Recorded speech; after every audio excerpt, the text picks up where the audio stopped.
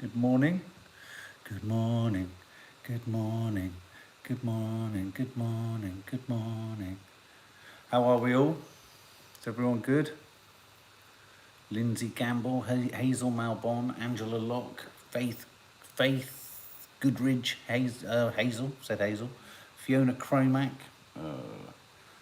Ellen, Pauline Mulvey, Brenda M, Faith Goodman, I've said that, Gracio D, Jackie Valino, Faith Goodridge, Claire Smiley, get yourself back to bed, Claire Smiley, Lynn Sheard, Suzanne Pruitt, Alfie Luca, Carol Titmus, Laura Nolan, Creatorholic, Ellery Jones.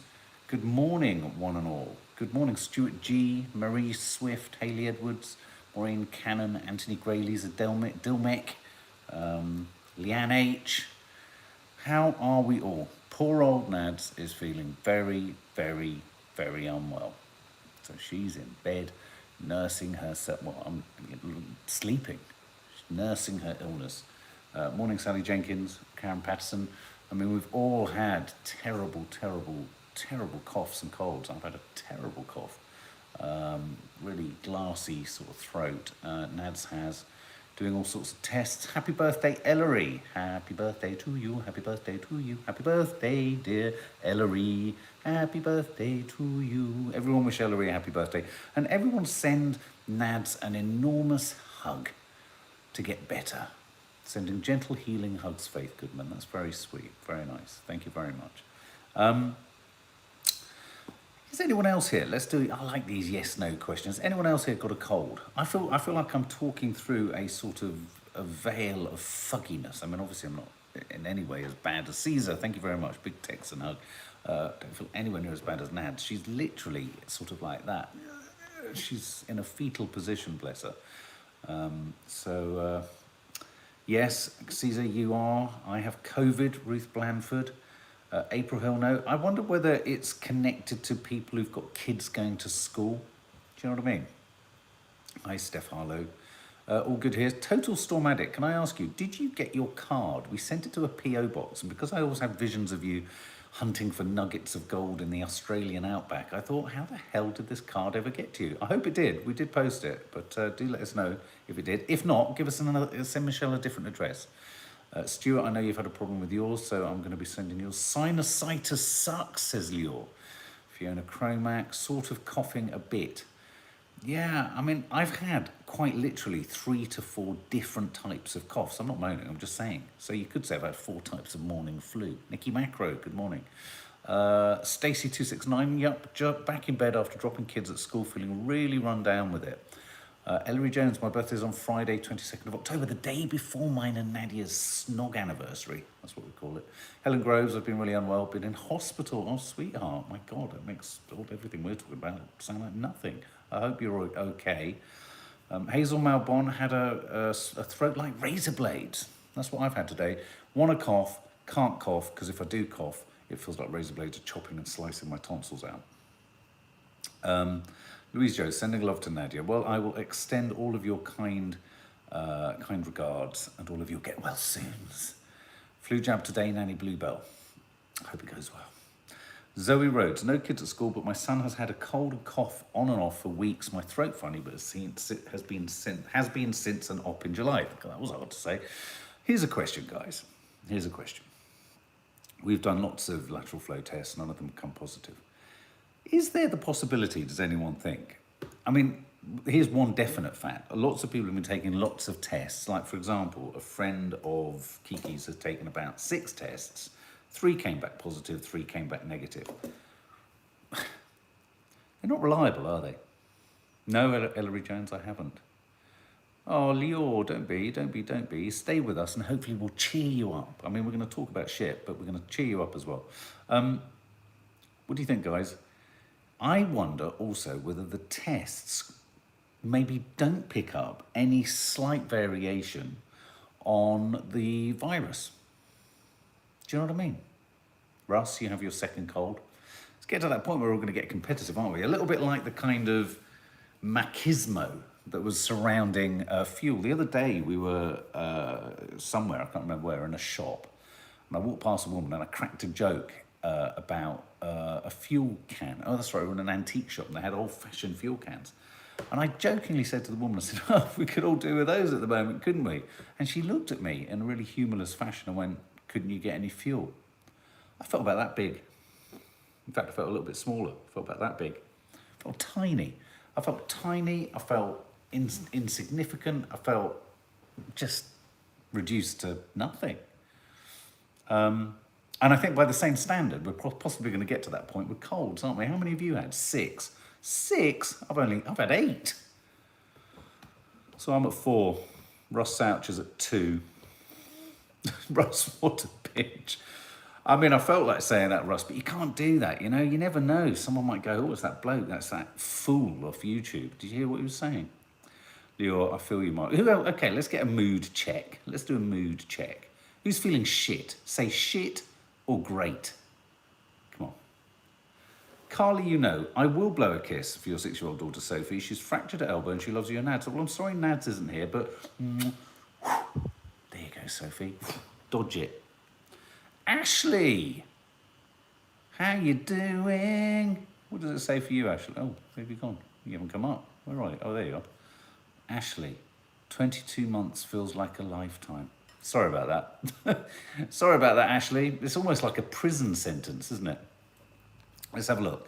Oh, look, this is funny. No, you'll see no shits coming up because YouTube's holding them all back. Okay, put bad or great. Bad or great, so other people can see your answers. I should have thought about that. YouTube has automatically said shit is a not permissible word. Bad poo. Poo's good. Bad. Well, poo's bad. Oh my God, I'm getting myself tied up in pooey knots. Bad. Oh, bad. Oh, wow.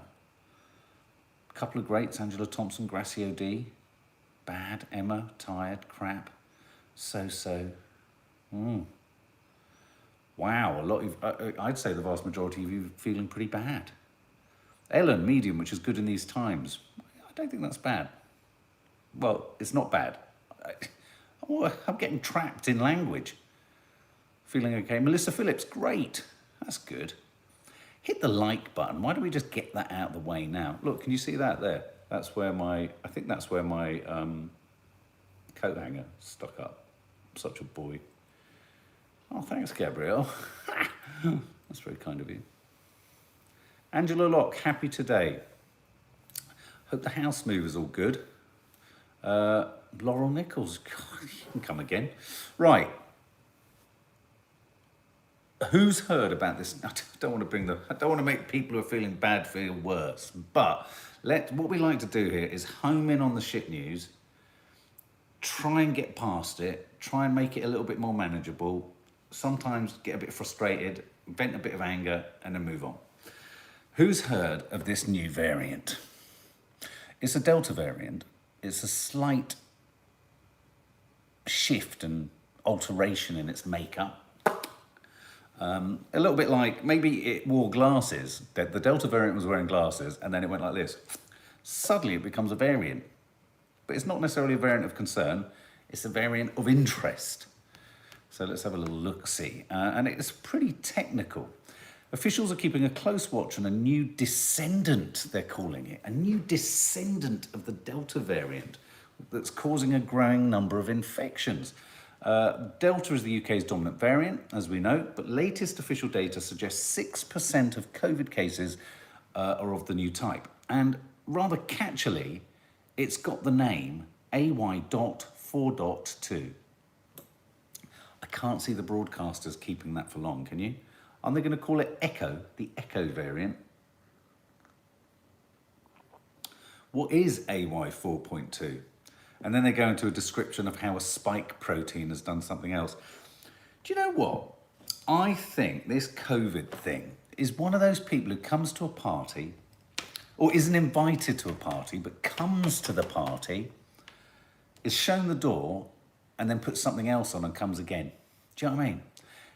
It's just like a really annoying, oh, what's this? It's just like a really annoying person not wanted at a party. I wish you'd just bugger off. you know what I mean? So yeah, this is the new variant that's landed. What's the new variant called, please? I just said, but it's not very catchy, HW. It is called the AY.4.2 or 4.2. Now, it doesn't necessarily mean it's, well, they think it could be 10% more transmissible.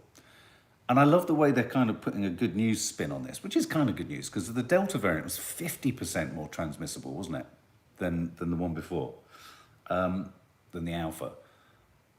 And this one's 10%. So you could look at it like, wow, that's not 50% more, is it? But it's 10% on top of 50%. Do you know what I mean? If it's 10% more transmissible, I mean, you know, my maths isn't great, but my maths is good enough to know that. So, leads me to the next question. Let me just have a little sip. Tell us what you think about all of this. Some of you saying so over it. I'm over it too. Pleasure, HW. Gabrielle, even if the government put us into lockdown, loads of people won't comply.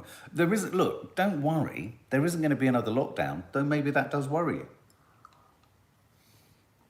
I get slightly worried when Kwasi-Kwarteng, or is it Kwasi-Kwarteng, when they come on television and say there will be no lockdown.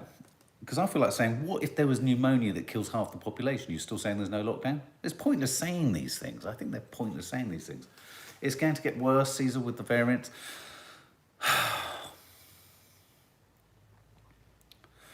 B, unfortunately, the UK opened up way too early. Well, look, this is what I don't understand, right? Does anyone else remember them saying that the more the virus circulates, the more likely a variant is to develop? Does anyone remember that? I'm going to treat this like a teacher. Anyone in the class who remembers that? Say yes. It's like having to take the COVID police. I'm going to put them in detention. Yep, we all remember that. Cool. Okay.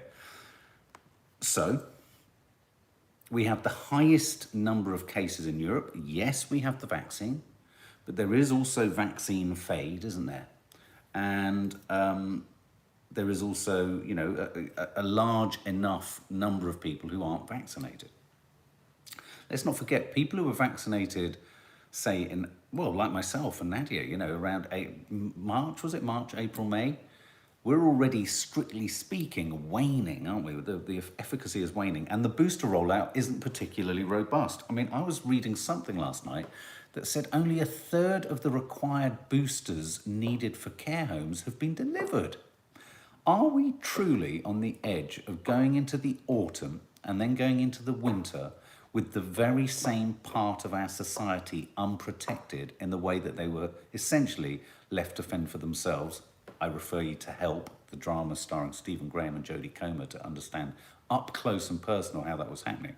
Are we really this close to Christmas and only a third of care homes have received their boosters? Which leads me, I'm not getting paranoid about it, Jackie, I promise you. It's just one has to follow the facts. Either we follow the science. It's like someone was saying last night on one of the press previews, looking at the papers.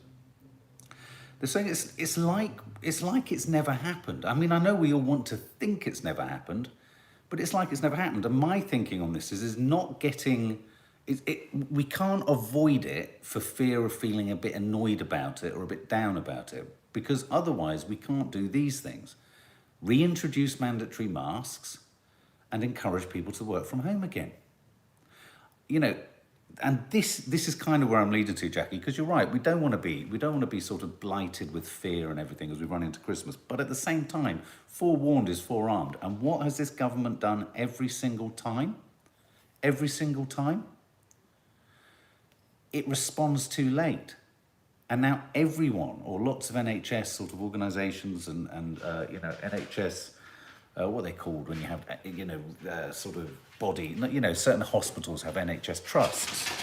And certain NHS trusts are now saying, please put in Plan B, or at the very least, even put in Plan B plus. So it's not about saying we're heading towards the same cataclysmic nightmare of last year. It's about saying make some really small changes now And you can guarantee we won't be hitting any of the awfulness that happened last year. I don't personally think we would hit the same awfulness as last year, but why allow it to get any worse? And again, this is what worries me about this government, because they've told it, it would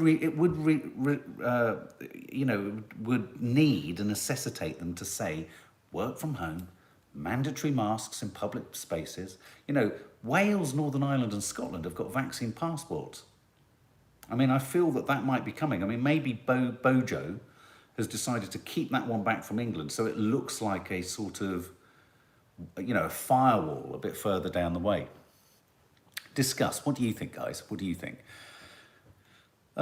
Lucy Miller, after 17 years, I'm seriously thinking about moving back to England. How else will I see my family again with border closures? That's another sort of angle on the whole thing. Gabrielle, I honestly think this is now about which illness is causing the most deaths. If COVID isn't the leading cause of death, then we have to consider that. I mean, one of the reasons this has kind of flagged up, I think, today, is that nearly 250 people died yesterday. And you sort of begin to wonder, okay, Tuesday figures are always worse.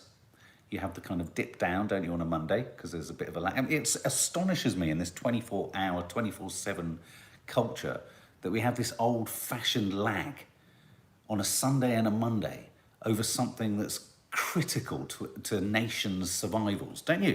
Don't you think it's really strange that on a Sunday or on a Monday, someone's still, oh, no. Well, it's, we all know that these figures aren't accurate. That beggars belief. Make them accurate on the minute every day.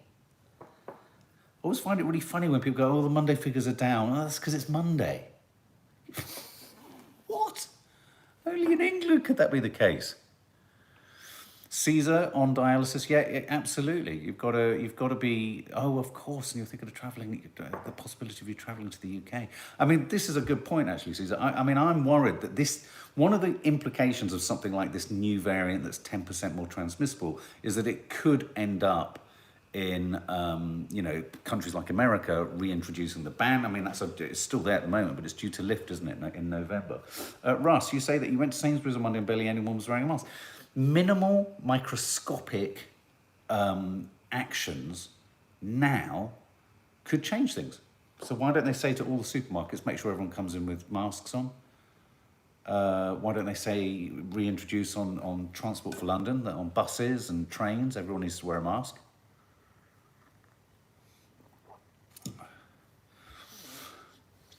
Strikes me as kind of obvious. I don't know why. It just strikes me as bloody obvious. And I think the nation would be behind that, because they would, I mean, I know there's a few people who find putting a mask on more obstructive and intrusive than, I don't know. I mean, how intrusive can it be, unless you have to have an exception not to wear one? It's just, we do many things. We don't jump red lights because we know it hurts people. Just wear a mask. More hand sanitizers. I find it a bit depressing. I mean, I don't find the COVID side, and we know we're going to live with COVID forever, but I just find that there's a lack of foresight. Oh, I don't know. Anyway, so that's around that. So I think, what can you do to make yourself safe? I think keep wearing masks. I think start to wear masks a little more. I think, as Ellery Jones says, always carry hand sanitizer. Tim, you feel naked without a mask? Absolutely. I mean, I think based on the news that's happening now, I'm going to be more fastidious about having my mask with me. I'm going to wear them in all shops. I'm thinking of people like Caesar, that if you go into a shop, you might stand there with your God-given right to say, I don't have to wear a mask. But actually, you don't know if you're going to breathe on or potentially infect someone because you're carrying it. And let's not forget, even when you've been vaccinated, you can still transmit it to someone who themselves has been vaccinated but is also in a vulnerable category. It's the most basic civic responsibility. So there you go. So that's COVID. I think just my advice would be just take more caution, enact more caution. That's what I'm saying to the girls. Be more cautious. Yeah, and it's going to be interesting to watch what happens. I mean, I don't mean interesting in a sort of morbid way. I just, but that fact that only a third, I mean, doesn't that get you, that a third of the boosters required, only a third of what's required for care homes has been supplied? I mean, are we literally sleepwalking to the same thing? And the other fact is that, by all accounts, government sage ministers are meeting once a month to reassess things, whilst NHS trusts are demanding Plan B, please. Jesus Christ. I don't know. Sage scientists are meeting just once a month despite soaring cases. Now, I do take umbrage with phrases like soaring cases. I think that's inflammatory and it's frightening for people. What they should say, this is the Independent, what they should say is sage scientists are meeting just once a month as COVID cases go up. I mean, that's what's happening. COVID cases have gone up, but they're not soaring. But good old Bojo, it's absolutely fine, everything's under control, everything's brilliant, absolutely brilliant, we're fine, Northern Ireland. He just sits there gibbering, doesn't he?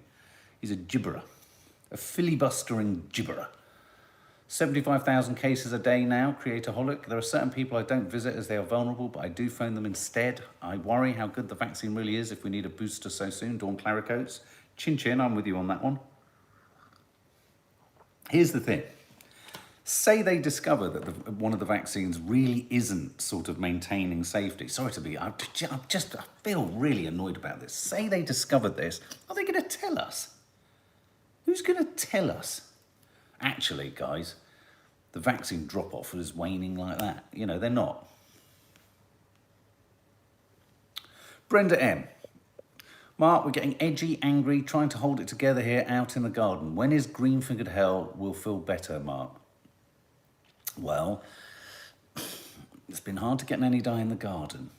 I have 10 minutes of a green-fingered hell at the moment, and I'm hunting and searching through all my footage for a new one. I know I've shot some, so there is another one coming, and we have made a commitment to film through the winter, though I know we've made that commitment before. We are doing it this year. What's really refreshing is the garden isn't becoming overrun. I'm just going to use my paintbrush. There you go. So there you go. So yeah, I don't know, just wear a mask, guys, wear a mask. And hit the like button. I think, you know, if you hit the like button and wear a mask, you're going to really, you know, put yourself in a good place. And TLC, I've always worn a mask. An elderly lady thanked me the other day for protecting people like her. Exactly. Feel the love. Give the love. I mean, you know, it doesn't even matter. You know, some people go, oh, well, you know, studies show that the masks don't really do anything. So what? Maybe it's just a huge humanistic, empathetic gesture to wear one. What do you think? Tim, naughty, but nice.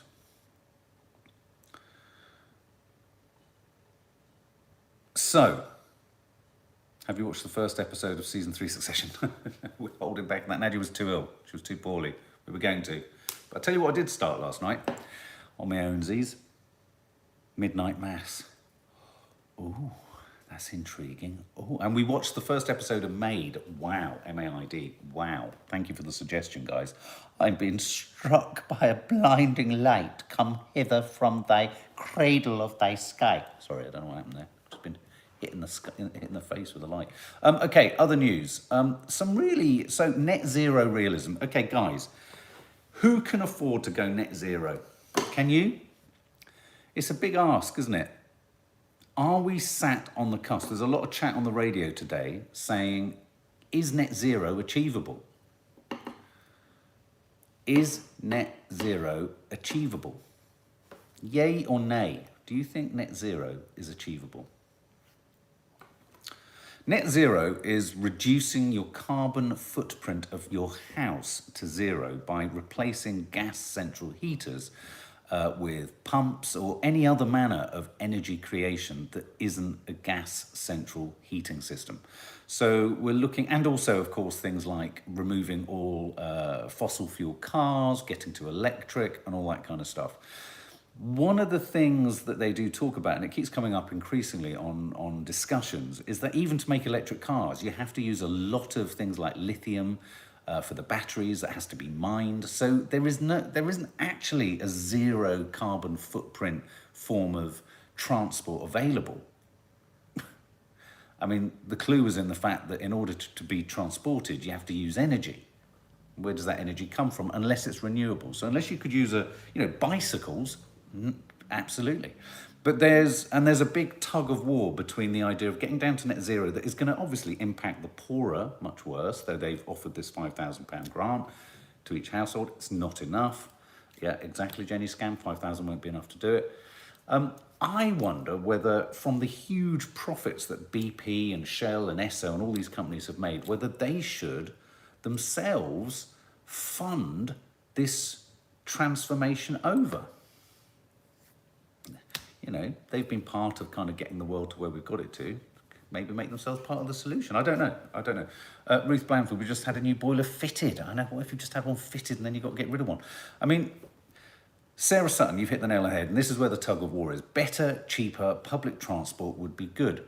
Now, there is a strong body of thought that thinks that, if you encourage more and more people into public transport, there'll be more money for the public transport system. You do need to invest in the public transport system. But there is talk of, and I forget, there's a phrase for it, where you try and ensure that all the services you need are within a 20-minute walk of where a sort of major gatherings or groups of people live. I heard this on the radio being described, and I thought this was like oh, that'll be Tim. Just stay there, guys.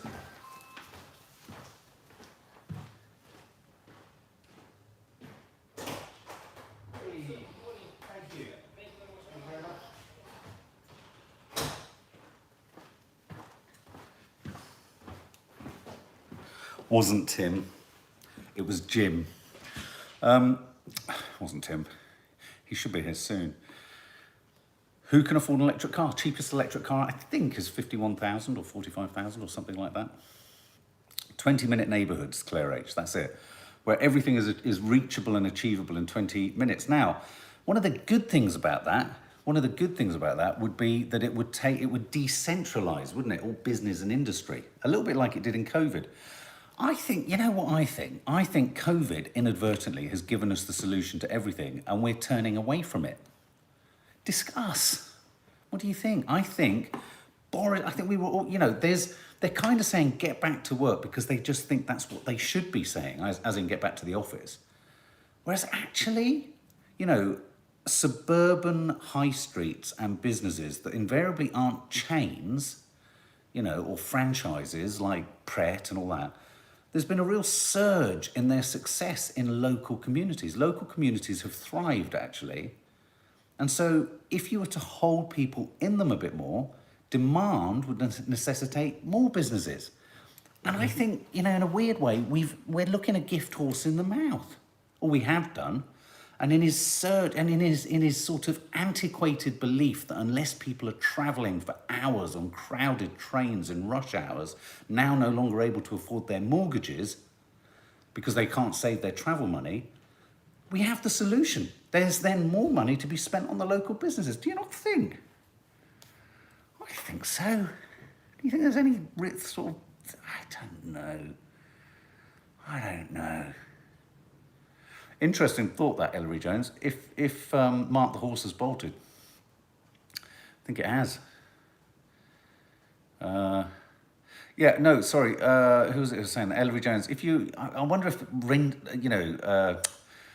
tenants in rented properties, I wonder if when this net zero kicks in, how much of that cost is going to be transferred over to, ordinary punters renting. Ah, wow, you've got a 1982 Camaro. Caesar, have you seen Lisa's husband's car? That's quite something.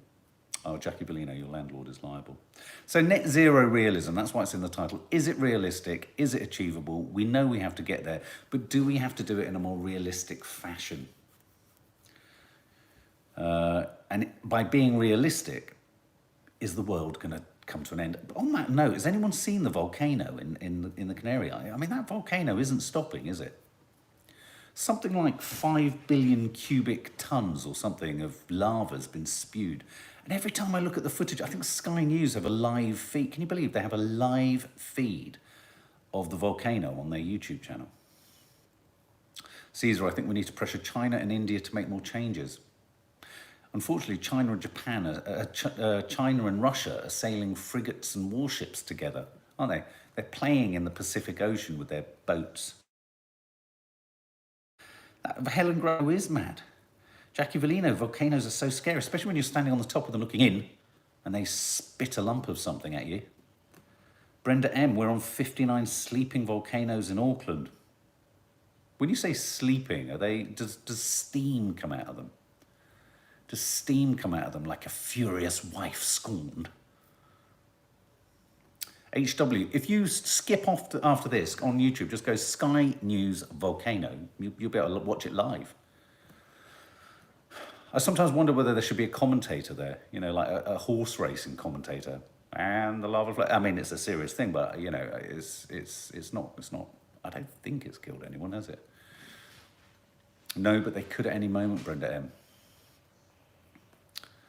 Wouldn't it be weird if all the volcanoes on the planet said, do you know what, we've had enough of you lot, you humans, had enough of it. We're just going to splurge lava everywhere.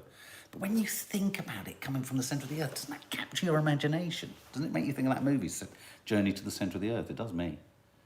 I always think of volcanoes as giant spots, giant zits that Mother Nature is squeezing.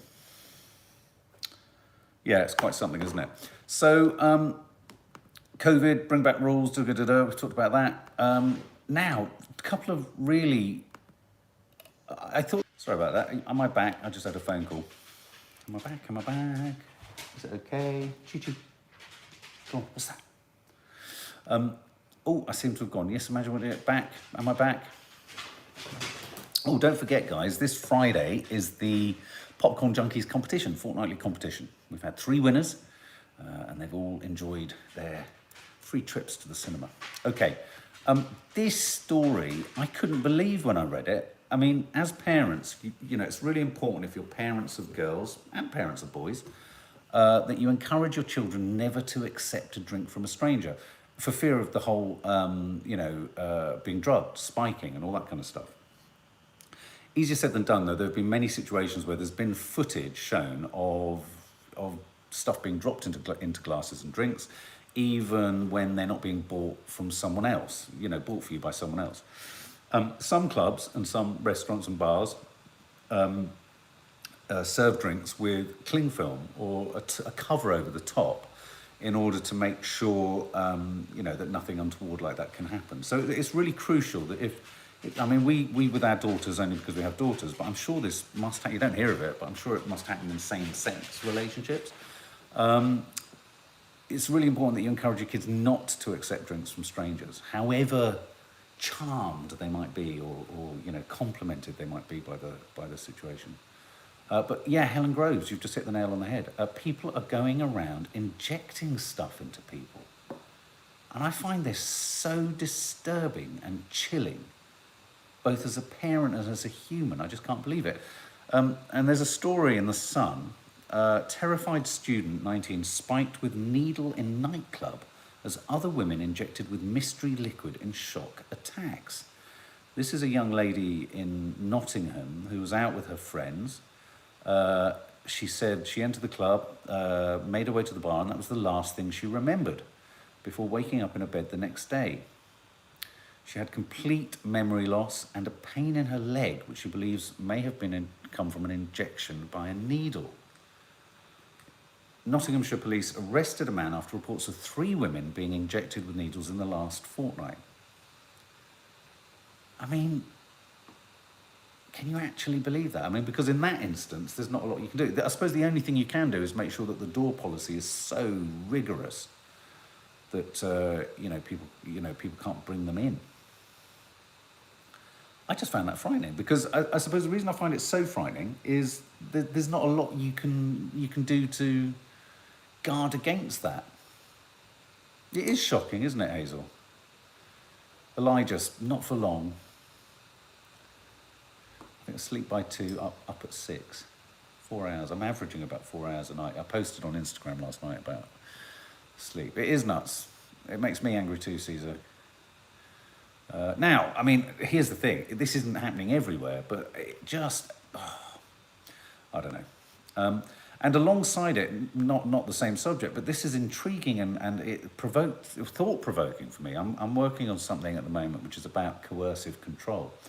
And this story, which is being talked about in the Times, I think, today, is about the fact that domestic abuse cases are increasingly being seen to use things like Ring smart doorbells. And the charity Refuge, has warned that smart doorbells and gadgets that sort of monitor things for often safety purposes are being hijacked by domestic abusers to spy on people. They're increasingly being used as spy tools. And, Refuge are having to issue kind of guidance on how to keep these items safe, for use. And if you think about it, I suppose, I've never thought this though, but I suppose it is a way of monitoring, kind of cross-referencing and then challenging people if you see stuff going on doorbells. Emma Atkins, I did hear about the woman who sadly got raped on a train in America and people watched it. Yeah, I did. Yeah, NADIA talked about it the other day. One of the most common devices that victims reported being used against them was Amazon's Ring doorbell, which notifies someone via smartphone when someone's at a door. In the wrong hands, these internet-connected devices can be used by abusers to harm and control. And there's an example here from someone anonymous. My abuser works in tech and had control over our home Wi-Fi. During lockdown, his abuse escalated and I needed to take steps to protect myself. I set up some smart home devices to record the abuse. It never occurred to me that he would be able to hack these devices and use them against me to spy on me. And baby monitors, someone's just said. Good God, Jackie. Good God, I mean, isn't it? Yeah. The negative sides of tech. IT security is huge. Oh my God, we've been going for 37 minutes. So guys, hit the like button if you're enjoying our natter. Obviously this will be up all day. If you have other thoughts and comments to share, if we get time, we're often looking down there and we'll respond to some of them. Final story. Jodie Whittaker it's her swan song, isn't it, on Doctor Who? I will be filled with a lot of grief, she said. I just wanted to ask you guys, and for anyone who's, Doctor Who is an international thing, isn't it? Our American followers here. Caesar, is Doctor Who big over there? Is it a big thing? Smart TVs, Alison Fisher, going back to the security thing. Yeah, I suppose all these things with cameras and monitoring and all that kind of stuff. It's huge. Okay, so Whovians. I certainly know that Whovians, we know some Whovians, don't we? Dale, you're a Whovian. So Jodie Whittaker's going, I just wanted to ask you, who's your favourite Doctor? Who is your favourite Doctor? And memories of? I always remember thinking Daleks were petrifying until I realised they couldn't go upstairs. That was really nice. It was really nice knowing that. Love Jodie. I think she's got a lot of stick, Jodie, hasn't she? Because being the first woman. Pertwee, David Tennant, Bethan Williams, Bev Berry, who was it who said Tom Baker? Fiona Reed, a lot of you like David Tennant, John Pertwee, Peter Capaldi, anyone? I like Matt Smith of the recent iterations, Someone Somewhere. Yeah, there's very much the old ones and then the new ones, aren't there? I think Russell T Davies is returning to it, isn't he? Christopher Eccleston, Nicola Randall, Tom Baker in his scarf. Yeah, I have not got one, sorry. That's all right, Julie, don't worry. And Claire, it may be controversial, but Jodie has been my favourite one. Tom Baker, Wurzel, John Pertwee. Dixon, some have a weather-related frontal facial headache today, feeling blurred, just having a moan. Anyway, onwards and upwards. I love Doctor Who, one of my favourites. Emma Lake, Mark, I think you'd make an amazing Doctor. Laura, that's very kind of you, Emma. Laura Williams stopped watching after Capaldi. I watched behind a cushion. Yeah, I'd always hide behind a cushion. I'd always hide, well, not a cushion actually, it was never big enough. I'd always hide behind the sofa. I was always petrified. I wasn't as scared of the Daleks as I was the Cybermen. And I wasn't as scared of the Cybermen as I was, what was the name of that weird guy who's like half Dalek, half person? Who was he? He was horrible with his prosthetic face. And who remembers K9? That was clever, wasn't it? K9, as in K9. I think they need another robot called Feline. Zavros. Linda Robin Davros. Oh, was it Davros? I thought it was Zavros? Davros? Davros. Yes, Davros. So good.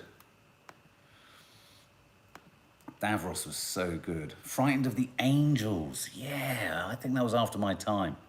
I don't know where I lost interest. I think once the movies of Star Wars and all that sort of stuff started to come out, and I know it's part of the charm of Doctor Who is the BBC's budgetary limits, but I found the budgetary limits a bit frustrating.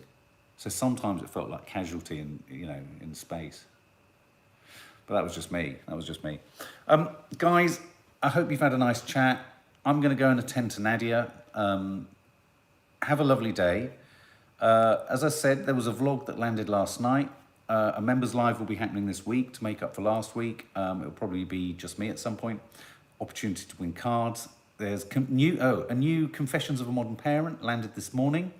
It's all about mobile phones and how they are, and if they're kind of pulling families apart. It's less, we're not really talking about cyberbullying or cybermen. We're talking much more about have phones destroyed family life, and what are their sort of more social implications of phones. Are we not connecting as much and all that kind of stuff? So go over there, Confessions of a Modern Parent. As I said, it's the competition on Popcorn Junkies this Friday. There'll always be movie reviews, trailer reviews, reactions coming. When Nads is up to it, we're going to do a Squid Game review or chat. And more vlogs will be landing rapidly because, as we know, we're getting very close to Vlogmas and we need them all out before we get there. So, guys, have a lovely day.